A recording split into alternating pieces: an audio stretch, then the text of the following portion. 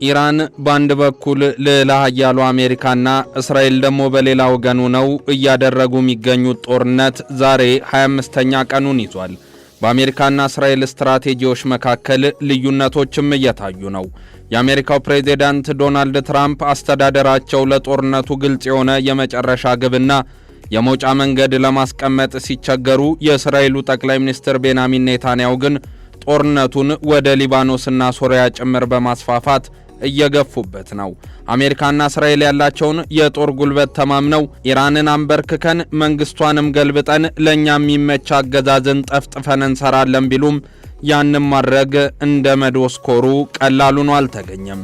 በጦርነቱ እስራኤልና አሜሪካ የኢራንን መንፈሳዊ መሪ አያቶላ አሊ ኻሜኒን ጨምሮ የጦርና የሲቪል ባለስልጣናትን ገለዋል። የኢራን ከተሞችና መሰረተ ልማቶችን አውድመዋል። እስራኤልም የኢራንን የናታንዝ ኒኩለር ማብለያ ተቋም ኢላማ ያደረገ ጥቃትን ሰንዝራለች።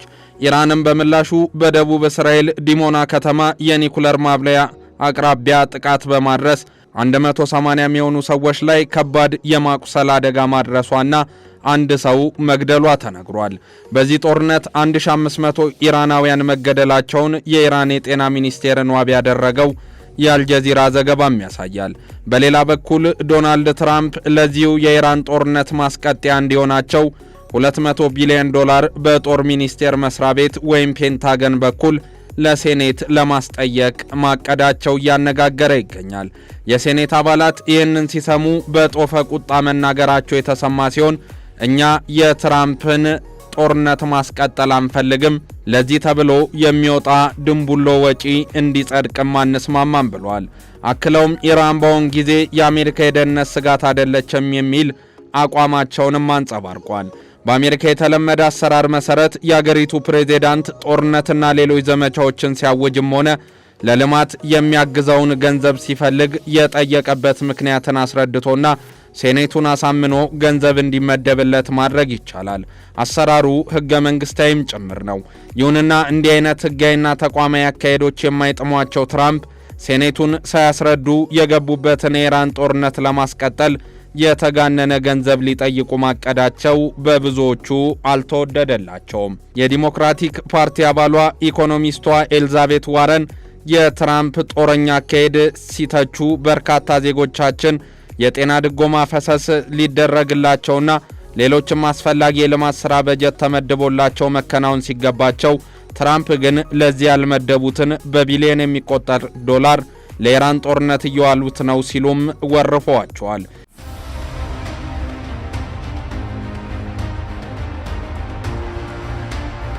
ኢራን በበኩሏ ከትራምፕ በኩል የሆርሙዝ ሰርጥን በ48 ሰዓታት ውስጥ ካልከፈትሽ በኤሌክትሪክ መሰረተ ልማቶችሽ ላይ ጥቃት አደርሳለሁ ሚል ዛቻ ቢሰማም ከቁብ አልቆጠረችውም።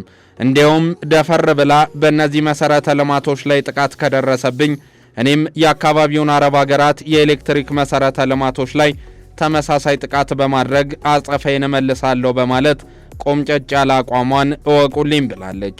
የመካከለኛው ምስራቅ ሀገራትም በኢራን ላይ የታቀደው ጥቃት እንዳይደርስ ትራምፕን መማጸናቸው ነው የተሰማው። ኢራን በእነዚህ ሀገራት ላይ የኤሌክትሪክ መሰረተ ልማት ላይ ጥቃት ሰነዘረች ማለት በአገሪቱ ያለው የሙቀት መጠንን ለመመጣጠን በቤት ውስጥ የሚገጠሙ ማቀዝቀዣዎች በኤሌክትሪክ ስለሚሰሩ ይህንን አገልግሎት መስጠት ያቆማሉ። እንዲሁም ጨዋማ ውሃን በማጥራት የመጠጥ ውሃ ለዜጎቻቸው የሚያቀርቡት ይህንን ኃይል ተጠቅመው ስለሆነም የሚደርስባቸው ጉዳት ከበድ ያለ ይሆናል ማለት ነው። በሌላም በኩል አወዛጋቢው ትራምፕ የሆርሙዝ ባህረ ሰላጤን ለማስከፈት ካለበለዚያም በኢራን ላይ ጥቃት ለማድረስ ያላቸውን እቅድ በ5 ቀናት ማራዘማቸውን ትናንት ትሩዝ ሶሻል በተባለው የማህበራዊ ገጻቸው ላይ አስፍረዋል። ትራምፕ ኢራን በጉዳዩ ላይ ውይይት ስላስቀደመች ነው እዚህ ውሳኔ ላይ ደረስኩት ሲሉም አክለዋል። የእንግሊዙ ጠቅላይ ሚኒስትር ኬር ስታመርም በሁለቱ ሀገራት መካከል እየተካሄደ ስላለው ንግግር ሀገራቸው እንደምታገልጸው ውጥረቶች ረግበውና ጦርነቱ በፍጥነት እንዲቆም መሻቴም ነው ብለዋል። ስለሆነም በኢራንና አሜሪካ መካከል የተጀመረው ድርድር በደስታ አቀበለዋለሁ ማለታቸው ነው የተነገረው። ትራምፕ በድርድሩ ኢራን የኒኩለር ፕሮግራሟን ለመተው ልትስማማ ትችላለች የሚል ንግግርንም አድርጓል። ይሁንና የኢራን የውጭ ጉዳይ ሚኒስቴር ስለምን ድርድር ነው የምታወሩት? የማቀው ጉዳይ የለም የሚል ምላሽን ሰጥቷል። ኤስኤንኤን የተባለ ከፋርስ የዜና ወኪል ጋር ግንኙነት ያለው ሚዲያ በአገሪቱ የውጭ ጉዳይ ሚኒስቴር ውስጥ በጉዳዩ ላይ መረጃ ያላቸው ምንጮችን በመጥቀስ ድርድር መኖሩን አስተባብለዋል ሲልም ዘግቧል። ዘ ኢኮኖሚስት የትራምፕን ያልተጠና አካሄድ በተቸበት ኦፕሬሽን ብላይድ ፉሪ የሚል ርዕስ በሰጠው ትንታኔው እንዳብራራው ደግሞ ትራምፕ በኢራን ላይ እያካሄዱ ያሉት ጦርነት በአገር ውስጥ ያላቸውን የፖለቲካ ኃይሎች አዳክሞባቸዋል። አንደኛ፣ ትራምፕ የራሳቸውን እውነት በዓለም ላይ ለመጫን የሚያደርጉት ጥረት መክኗል። በሁለተኛ ደረጃ በወከሉት የሪፐብሊካን ፓርቲ ውስጥ የነበራቸው ያለ ምሕረት ተጽዕኖ የመጠቀምና የበላይ መሆን ጉልበታቸው አፈር ከድሜ ያበላ ጦርነት ነው ይላል የዘ ኢኮኖሚስት አተታ። በአተታው መሰረትም ከኢራን ጦርነት ውጭም ቢሆን ያወዛጋቢው ሰው ጥንካሬና ቅቡልነት ከሚድተርም ምርጫ በኋላ የመቀነስ ዕድሉ ከፍተኛ ነው። ይሁንና ጦርነቱ እነዚህን በማቀላጠፉና የትራምፕን አምሳለ ፖለቲካ በማደብዘዝ በኩል ከፍተኛ ሚናን ተጫውቷል። እዚህ ጋር ሊነሳ የሚገባው ወሳኝ ጥያቄ ቢኖርም ኢራን የአሜሪካና እስራኤል ጥቃት ተቋቁማ መንግስቷንም ሳይቀየርና ከአቋሟ ሽብርክ ሳትል እንዴት ተመጣጣኝ የሚባል እርምጃ በመውሰድ ጥንካሬዋን ማሳየት ቻለች የሚለው ነው። በእርግጥም የኢራን አሜሪካ እስራኤል ጦርነት የነዳጅ ዋጋን በማስወደድና ኑሮ ሰማይ እንዲነካ በማድረግ ዳፋው ለዓለም ተርፏል። ኢራንም የሆርሙዝ ባህረ ሰላጤን በመዝጋት ከጠላቶቼና ከነሱ ጋር ግንኙነት ካላቸው መርከቦች በስተቀር ሌሎች መርከቦች ማለፍ ይችላሉ ብላለች። ነገር ግን በወሳኙ የሆርሙዝ ባህረ ሰላጤ የሚያልፉት የንግድ መርከቦችን ለማሳለፍ $2 ሚሊዮን እየቀረጠች መሆኑ ደግሞ ሌላው አነጋጋሪ ነገር ሆኗል ሲል ነው የዘ ኒውስ ኢንዲያን ኤክስፕረስ ዘገባም ያስረዳው። ይህንን የኢራን ውሳኔ ቀድመው ይፋ ያደረጉት የኢራን የፓርላማ አባልና የብሔራዊ ደህንነት ኮሚቴ አባሉ አላዲን ቦርጄርዲ ሲሆኑ እኚህ ቱባ ባለስልጣን ለዚህ ያቀረቡት ምክንያት ጦርነት ብዙ ወጪን ያስወጣል፣ ስለሆነም በባህሩ የሚያልፉ መርከቦች ሁሉ የትራንዚት ክፍያን ማድረግ ግድ ይላቸዋል የሚል ሆኗል። እርምጃውም በስትራቴጂካዊው የሸቀጥ መተላለፊያ ባህረ ሰላጤ ላይ ኢራን ያላትን የመወሰን ጉልበት እስከምን ድረስ እንደሆነ የምታሳይበት እንደሆነም ገልጸዋል።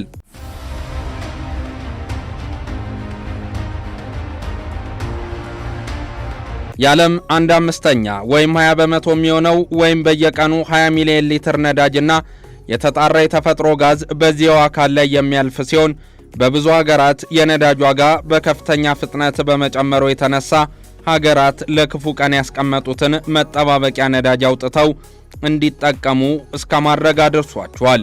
የዘ ኢኮኖሚስት ዘገባ እንደሚያሳየው ኢራን በርካታ መሪዎቿ ቢገደሉባትም እንኳን መንግስቷን እስካሁን መገርሰስ አለመቻሉ በመጥቀስ ወደ ኒኩሌር ቦምብነት ሊቀየር ጥቂት የቀረው የ400 ኪሎ ግራም ዩራኒየም እስካሁን በዚህ ጦርነት አለመውደሙን በመጥቀስ ኢራን በዚህ በኩል ድል አድራጊ መሆኗን ያነሳል። ይህ በእንዲህ እንዳለም የሆርሙዝ ሰርጥን በመዝጋት አንድ ድፍድፍ በርሜል ነዳጅ ከ$73 ወደ $110 እንዲያሻቀብ በማድረግ በዓለም የኃይል አማራጮች ያመጣችው የጎንዮሽ ጦርነትም ቀላል አለመሆኑን ያነሳል። ኢራን በቅርቡ እንኳን የቃታርን የተፈጥሮ ጋዝ ማምረቻ ማዕከል በመምታት ዓለም በነዳጅ እጥረት እንዲመታ ያደረገችበት የኢኮኖሚ በትሯ ጠላቶቿም ቆም ብለው እንዲያስቡ ማድረጋቸው አልቀረም። ጦርነቱ የሚቀጥል ከሆነ ኢራን በብዙ ትጠቀማለችም እየተባለ ይገኛል። አሜሪካና እስራኤል ቀስ በቀስ በኢራን የአየር ጥቃት ኢላማ የሚያደርጓቸው ቦታዎችን እንደሚጨርሱ እየተነገረ ሲሆን ኢራን በበኩሏ በተለይም ውጤታማ የሆኑትን ድሮኖቿን መጠቀሟን ትቀጥልበታለች ይላል የዘ ኢኮኖሚስት ትንታኔ። ከዚህ ጋር ተያይዞ ኢራን ለረጅም ጊዜ በሆርሙዝ ባህረ ሰላጤ ሲደረግ የቆየውን የንግድ መርከቦች ዝውውርን መገደብ ጨምሮ የነዳጅ ዋጋን በማስወገድ የዓለም ኢኮኖሚ ላይ ጉዳት ማድረስን እንደ ውጤታማ ስልት እየተጠቀመችበት ትቀጥላለች ብሏል። አሜሪካ ሆርሙዝን በቅርቡ አስከፍቷለሁ ስትል ብትዝትም ኢራን በበኩሏ ለወዳጅ አገራት ብቻ ነው የሚከፈተው በማለት እንደ መደራደሪያ ነጥብ አስቀምጣለች። ይሁንና ትራምፕ ጦርነቱ እንዲያበቃ የልባቸው መሻት ቢሆንም እንኳን ኢራን በሆርሙዝ ቀጠና በሚያልፉ መርከቦች ላይ እየተኮሰች ልትቀጥል የምትችልበት እድልም ዝግ አይደለም። ሆርሙዝ በፈረንጆቹ እስከ አፕሪል 26 ማብቂያ ድረስ እንኳን ተዘግቶ ቢቆይ የአንድ በርሜል ነዳጅ ዘይት ዋጋ ወደ $150 ማሻቀቡ አይቀሬ ነው። የኢራን ስልታዊ ግብ አሁን ላይ በአሜሪካና በባሕረ ሰላጤው ሀገራት ላይ ከፍተኛ ኪሳራ በማድረስ ትራምፕ የእስራኤልን የወደፊት ጥቃት የሚገድብ የተኩስ አቁም ስምምነት እንዲቀበሉም ማስገደድ ነው። ይህም ማለት ኢራን ትራምፕን በእስራኤል ደህንነትና በዓለም አቀፍ ገበያ መረጋጋት መካከል አንዱን እንዲመርጡ እያስገደደቻቸው ትገኛለች እንደማለት ነው። ዋናው ቁም ነገር ትራምፕ የጀመሩት ጦርነት ምንም አይነት ጥሩ መጨረሻ ሊኖረው ማይችል እየመሰለ መምጣቱ ነው። ጦርነቱ በቀጠለ ቁጥር ለኢራን ሕዝብ የሚመኙት የተሻለ ወደፊት እድልም እየራቀ ይሄዳል። የኢራን ጦርነት ትራምፕ ወትሮም ቢሆን የሚንቋቸው የሰሜን አትላንቲክ የጦር ድርጅት ወይም ኔቶ አባላት ኃይልንም ያሳየ ሆኗል።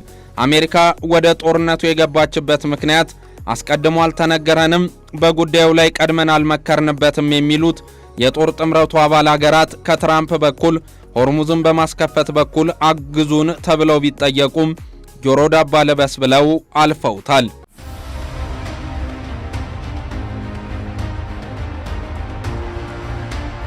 በዚህ የተበሳጩት ትራምፕ ተውት፣ ድጋፋቸው አያስፈልገኝም የሚልም የብስጭት ምላሽን ሲሰጡ ታይተዋል። ትራምፕ ግን ከማንኛውም ግብ ይልቅ ለስማቸውና ለታሪካቸው ቅድሚያ የሚሰጡ ይመስላል።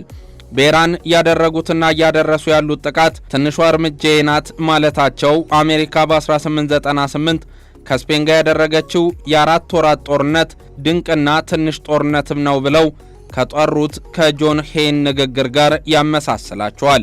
ነገር ግን የአሜሪካ የጦር መሳሪያ ክምችት መቀነስና በዓለም ምጣኔ ሀብት ላይ የሚደርሰው ጫና ትራምፕ የጦርነት ዘመቻ እንዲያበቁ ያስገድዳቸዋል ሲል ነው የፎረን አፌርስ ትንታኔ ያስነበበው። በሌላ በኩል የኢራን መሪዎች እንደ ሂዝቦላ ዕጣ እንዳይገጥማቸው ጦርነቱ በተቻለ መጠን በማራዘም አሜሪካን ወደፊት ለሌላ ጦርነት የሚኖራት ጉጉት እንዲቀንስ ማድረግ ይፈልጋሉ ሚል መላምትም አለ። ይህ በእንዲህ እንዳለ የኢራን ወታደራዊ አቅም መዳከም አለበት የሚለው አተያይ ገዢ ሐሳብ እየሆነ በመምጣቱ የተነሳም ሳውዲ አረቢያና የተባበሩት አረብ ኤምሬቶች አሜሪካና እስራኤል በኢራን ላይ በሚያደርጉት ጥቃት ለመቀላቀል እያሰቡበት መሆኑ ተገልጿል። ሁለቱ ሀገራት ጥቃቶቹ የኢራንን አገዛዝ ጥለው በሌላ ይተካሉ ብለው ባያምኑም የአገሪቱን ወታደራዊ አቅም ግን ጎረቤቶቿን ማጥቃት ወደማትችልበት ደረጃ ማውረድ እንደሚገባ ይስማማሉ። ትራምፕ ጦርነቱን በአየር ጥቃት ብቻ ለመቀጠል ቢሞክሩም እንኳን አብዛኞቹ በኢራን ኢላማ ያደረጓቸው ቦታዎች ቀድሞውኑ ስለተመቱ አሁን የሚገኘው ውጤት አነስተኛ ነው እየተባለ ነው። ሌላው አማራጭ የምድር ጦር ማዝመት ሲሆን ይህ ደግሞ ትራምፕ በምርጫ ቅስቀሳቸው ወቅት ፈጽሞ አላደርገውም ብለው ቃል የገቡበትና ከፍተኛ አደጋን የሚደቅን እርምጃ ነው። ስለዚህ አንድ አማራጭ ብቻ ይቀራል ማለት ነው፣ ይፋዊ የተኩስ አቁም ስምምነት ለማድረግ መሞከር። ትራምፕ ሐሚኒን ገድለናል፣ ወታደራዊ አቅማቸውንም አዳክመናል፣ አሸንፈናል ብለው ጥለው መውጣት ይችላሉ። ነገር ግን ተግባራዊነቱ አስቸጋሪ ነው። ቴህራን በአሜሪካ ሀብቶች ወይም በባሕረ ሰላጤው ሀገራት ላይ ጥቃት እንዳትሰነዝር በአንድ ወገን ውሳኔ ብቻ ማስቆም አይችሉም። ኢራን በሚቀጥሉት ዓመታት ከእስራኤል ጋር ተደጋጋሚ ጦርነት ውስጥ ከመግባት ይልቅ አሁን ከአሜሪካ ጋር የሚደረግ ረጅም ጦርነትን ትመርጣለች የሚል አስተያየትም በስፋት እየተሰማ ነው። ትራምፕ እንዳሉት ድርድር የሚደረግ ከሆነ ደግሞ ኢራን የተጣሉባት ማዕቀቦች በሙሉ እንዲነሱላት ከመጠየቅ አልፋ አሜሪካ በቀጠናው ካሏት የጦር ሰፈሮች የተወሰኑትን ለቃ እንድትወጣና ሰፈሮቹም እንዲፈርሱ አልፎ ተርፎም እስራኤል የምታደርስባት ጥቃት እንዲቆምላት ልትጠይቅ ትችላለች ብሏል የዘ ኢኮኖሚስት ሀተታ።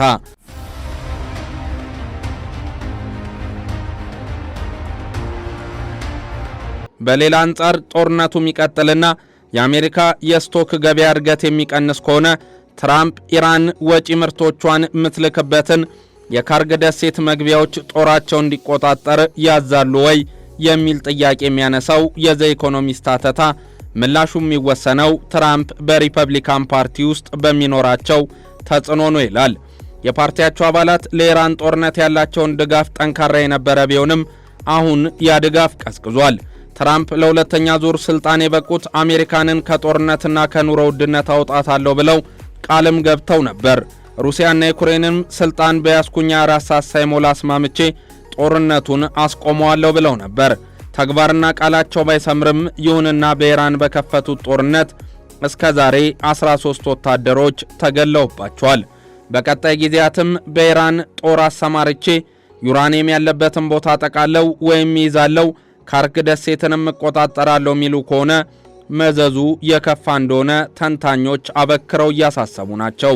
እስራኤል በበኩሏ አሁን እየተከተለች ያለው ታክቲክ በአውሮፓውያኑ 24 በሊባኖስ ሄዝቦላ የተባለውን በኢራን የሚደገፍ ታጣቂ ኃይል ለማዳከም ከተጠቀመችበት ጋር ይመሳሰላል። ይህም የድርጅቱን መሪዎች በመግደልና የመዋጋት አቅሙን በፍጥነት በማዳከም ላይ ያተኮረም ነበር። የእስራኤል መሪዎች ትራምፕ ይህንን ግጭት በፍጥነት ለመጨረስ እንደሚፈልጉ ቢረዱም እስላማዊቷ ሪፐብሊክ ባለችበት ሁኔታ በሚደረግ የተኩስ አቁም ለረጅም ጊዜ ደስተኛ አይሆኑም። ቆይተው ግጭቱን እንደገና በመቀስቀስ ኢራንን ይበልጥ ማዳከም ይፈልጋሉ እንጂ